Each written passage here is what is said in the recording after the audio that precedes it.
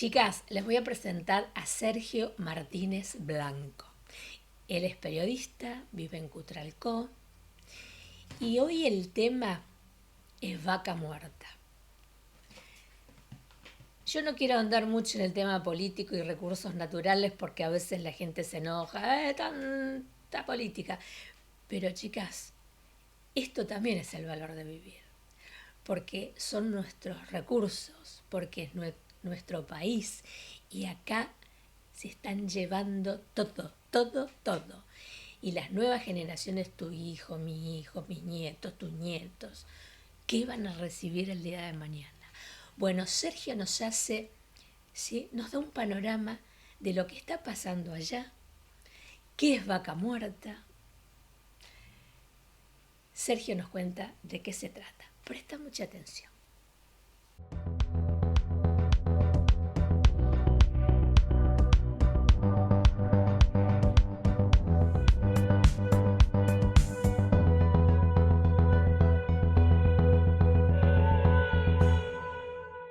Este es un lugar en pleno centro de la provincia de Neuquén, en la Patagonia Norte, muy cerca del río Colorado y cerca de Chile también. Es una zona petrolera que fue descubierta en 1918.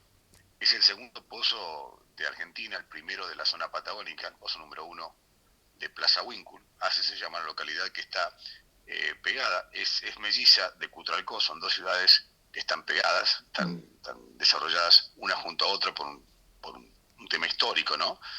La ciudad de Cutralcó salió a la luz después de que fueran expulsadas de un octógono fiscal de YPF, los llamados mercachifles, ¿no? Los Zapag y otros eh, eh, comerciantes de origen libanés, y que formaron barrio peligroso y posteriormente se llamó Cutralcó y creció a la vera o al lado del yacimiento de YPF, el campamento 1 y el campamento 3 y el 2, que fueron Plaza Huíncul.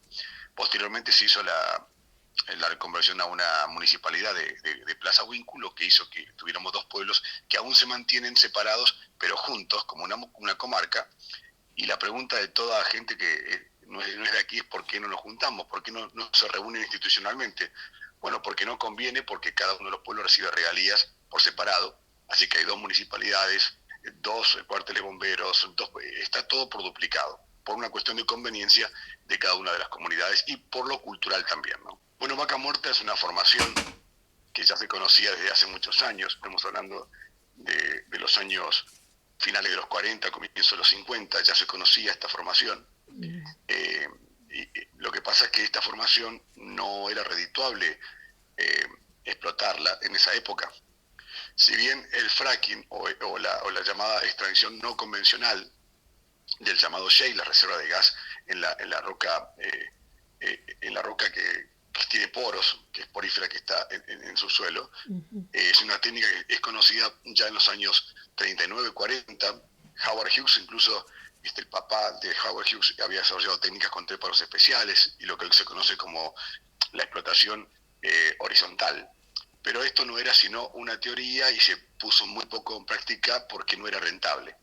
Después de muchos años, cuando este yacimiento quedó en la reserva, quedó simplemente los estudios geológicos, YPF había hecho unos pozos más o menos para explorar, para ver cuál era la cadencia del flujo, sobre todo de gas. Quedó así archivado como una posible reserva, pero nada que alguien hubiera supuesto que era importante, sino que era parte de una reserva que era prácticamente no redituable, no era redituable económicamente para extraerla. Conforme pasa el tiempo, se descubrieron, esto estamos hablando de 1992, 93, se descubrieron conexiones, es decir, de vaca muerta convencional, que estamos viendo el yacimiento, uno puede imaginárselo en la topografía, incluso en los mapas geológicos de esa época de YPF, la vieja YPF y otras compañías, como por ejemplo Plus Petrol y otras que estaban hace mucho tiempo aquí. Pero nuevos estudios posteriores habían dado en los años 60 que este yacimiento estaba interconectado con otros, que prácticamente la misma formación, que ocupa parte de Mendoza, Neuquén, parte de Río Negro, un poco La Pampa, era más extenso. Dios mío. Entonces se descubrió una hiperreserva de gas natural, que creo que es la segunda o tercera del mundo, Y el tema es que ahora el fracking ha sido puesto digamos, en relevancia y podríamos llamar de moda, entre comillas, o por necesidad de las empresas que son las que dominan el mercado mundial, ¿no? Total, Exxon, etcétera.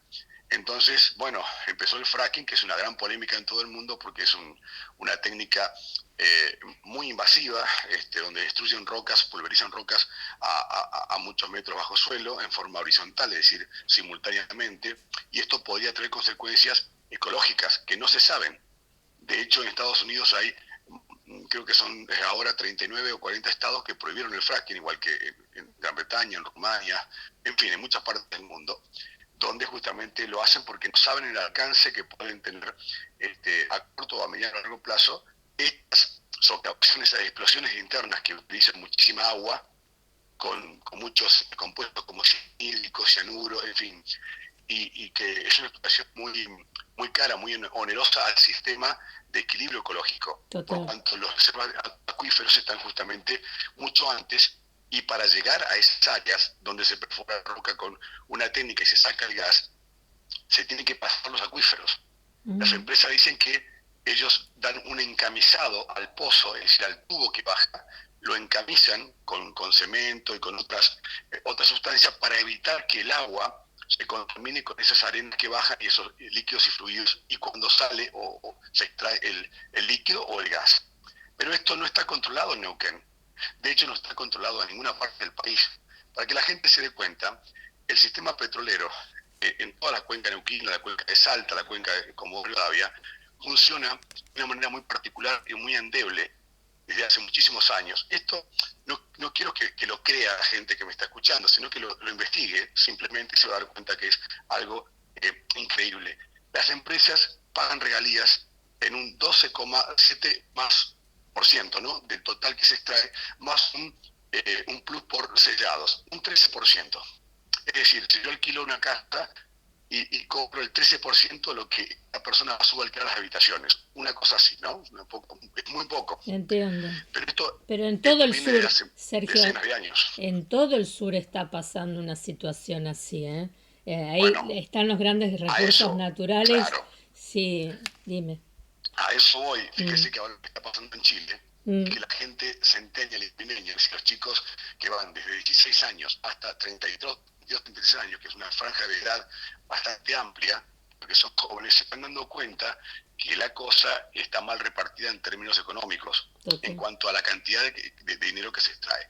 Sin tomar una posición ideológica ni política, digamos, para este relato, para esta explicación que doy, aquí las empresas cuando calculan las regalías para dárselas al Estado, no las calculan por una maquinaria o por alguien que... No, es por declaración jurada, Cecilia. O sea, le tenemos que creer a las empresas lo que nos dicen, sí, sacamos tanto, créenos, acá está un escribano, lo juramos.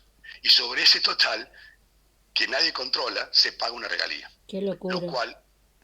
Lo cual justamente el sindicato no habla del tema, los políticos no hablan del tema, nadie habla del tema. Y Vaca Muerta es, hoy por hoy, hay que decirlo aunque duela, la reserva natural de gas más importante de Francia y de Estados Unidos y de Inglaterra. La gente acá, las poblaciones viven del goteo petrolero, es decir, un trabajador petrolero que está en boca de pozo está ganando entre 92 y 124 mil pesos por mes.